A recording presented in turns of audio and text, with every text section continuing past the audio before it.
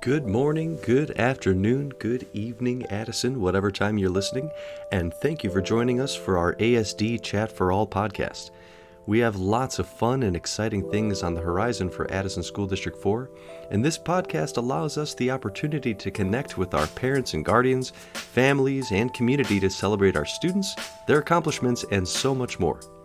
Your hosts for this podcast are ASD4 Superintendent Dr. Nick Sutton and myself, Dean Constantopoulos. You interested in hearing more about what's going on in District 4? Come on in and have a chat.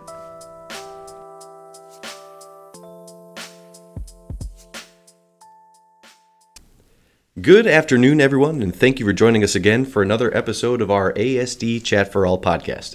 My name is Dean Constantopoulos. I'll be one of your hosts this afternoon, and I'm joined with my co-host, Dr. Nick Sutton. You know, Nick, I gotta say, I keep wanting to just bring up weather stuff, and I have to come up with a new intro. I'm not feeling it. I don't know. You know, I was thinking, what's your ballpark? Are we on episode 40-ish, 50-ish? We're on episode, I think this is 32 today. Okay. Or 34? Okay. In the low 30s. We're getting there. Yeah, we're going to end up with a nice volume for the first school year, so this is great. And yeah, we'll just keep the momentum coming. Absolutely. And, you know, just to keep that momentum going with another great guest here, we have today with us Mr. Don Weiss over from the Village of Addison. He is the Community Relations Director over there. Don, how are you? Thanks for joining us. Hey, thank you for having me, Nick and Dean. It's a great pleasure to be here and to speak with you and all your listeners. Awesome. Well, thanks so much. Well, let's hop right in then. So we know who you are, but for anybody listening, let us know, who are you, and then how long have you been with the Village of Addison? Sure. So I'm the Community Relations Director for the Village of Addison, and I've worked for the Village for 38 years. My involvement in the community actually goes back a little more than that, about 40 years ago, when Addison's local cable programming station got on the air in 1982.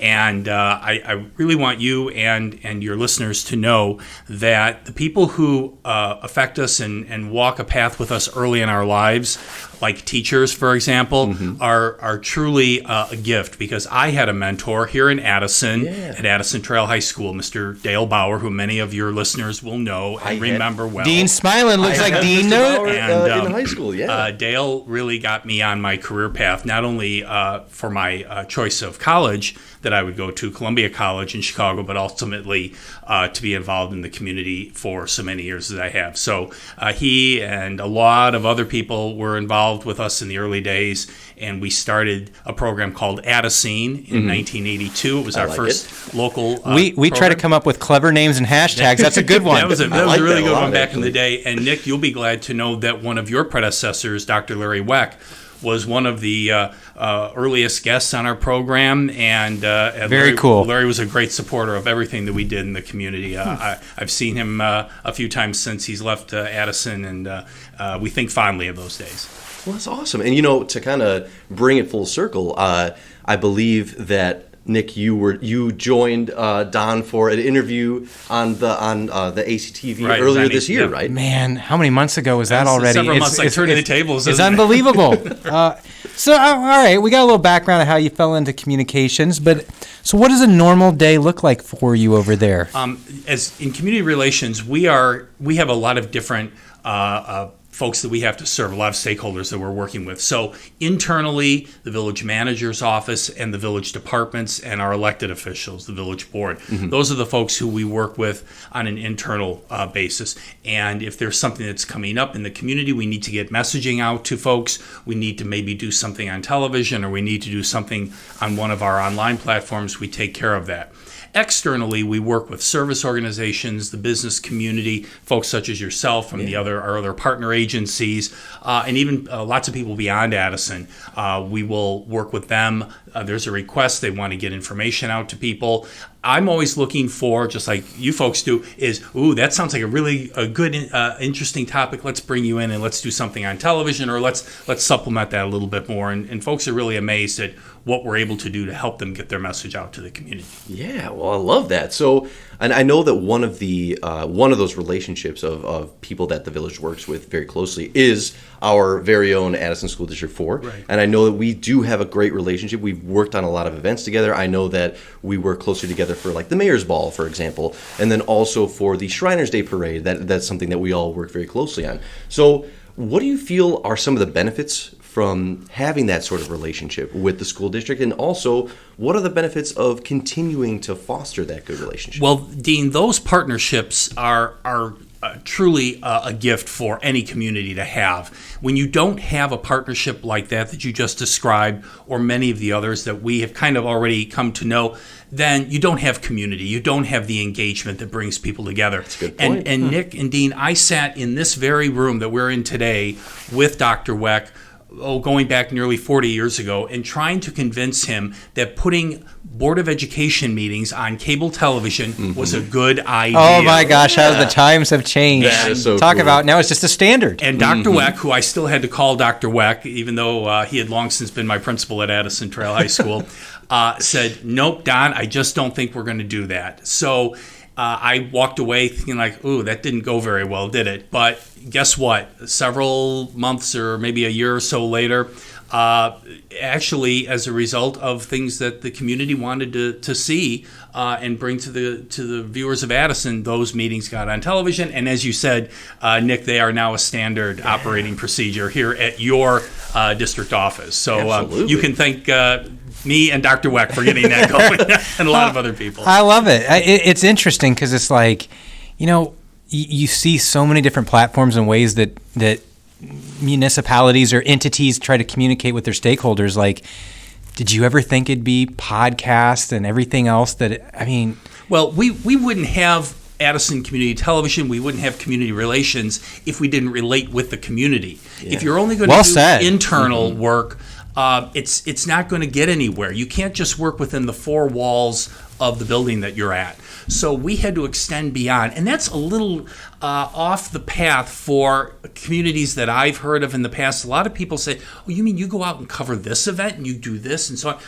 And yes, because we wouldn't be alive for these 40 years had we not been doing that. Very and I'm true. going to tell you guys, it took some risk taking in the early years. A lot of people weren't quite sure what direction we were going to go, and we had to prove it. And the only way to prove it was to do it. And if you can't do it, you weren't going to get it done, we were going to be forgotten about. So thanks to the leadership of a lot of people who believed in us, and I'm going back in the earliest days, back to even the 80s and 90s, if we didn't have those folks here in the community, we probably wouldn't be sitting here talking about the things we're discussing today. That's amazing. So, all right, so lots of things to think about, lots of different relationships that the village has cultivated, lots of different things that are going on throughout the years, right? So tell us, what is something that so we have this platform, this opportunity to talk directly to our community members about upcoming events and fun things that are going on. So is there anything that you would like to tell the community about things that are happening in the village coming up, things that you want to put on their radar, on their calendars going forward? Well, I think that Addison's signature event has been for several years our summer events, and the keystone of those summer events has been the event called Rockin' Wheels. Mm-hmm. Now, Rockin' Wheels began more than 12 years ago as kind of a smaller end of what people know of it as today. And in 2023, we'll be entering now our 12th season of Rockin' Wheels for 3 months, and that kicks off on June 1st this year and goes all the way through August, every Thursday night from 6 until 10 at the Village Green here in Addison. That event has so many different parts to it, Dean. Mm-hmm. The music, the food, the interaction with the various agencies and sponsors that participate, the historical museum campus, which really has come alive in the last several years under the leadership of Mayor Veenstra, quite honestly, and a lot of other people to get that going. But it's also the camaraderie, the interaction that the residents and those who are visiting Addison have at Rockin' Wheels. So It is known, it's on the map. I have friends who've talked about it who do not live in Addison, but they know Rockin' Wheels. So I would say mark your calendars for our kickoff of the 12th season, June 1st at the Rockin' Wheels event. Awesome. Well, you heard it here, everyone. Mark that on your calendar. Yeah, it's already on it. Very cool.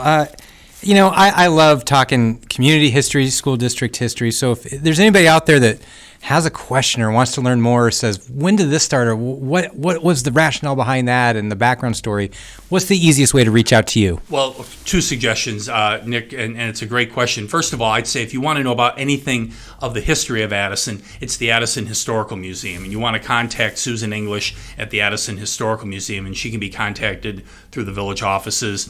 Be happy to set up a tour, and they have regular hours during the week that they're open. Great. But to reach out to me, an email would probably be best. That way we can message and contact, and it's dwice@addison-il.org. Or on the village website. Some people think that I just sort of grew organically out of the ground here in Addison. So when your life has been in front of residents for 40 years, people tend to know how to get a hold of you. Yeah. So contact me through the village offices. Awesome. Well, thank you for that. And Nick, same question to you. If somebody wants to reach out to you, learn more about some of the cool events that are coming up, what's the best way to reach out to you? In Sutton at asd4.org. Email's always an easy platform, but I'm always hanging out on Twitter at Dr. Nick Sutton. Dean, same question to you. Twitter's going to be probably the best way for me. That's at AddisonSD4. Well, Don, thank you so much for joining. I mean, there's a lot of really cool information here. Sure. Yeah, Nick and Dean, thank you very much for having me today. Of course. And for everybody listening, stay tuned for next time.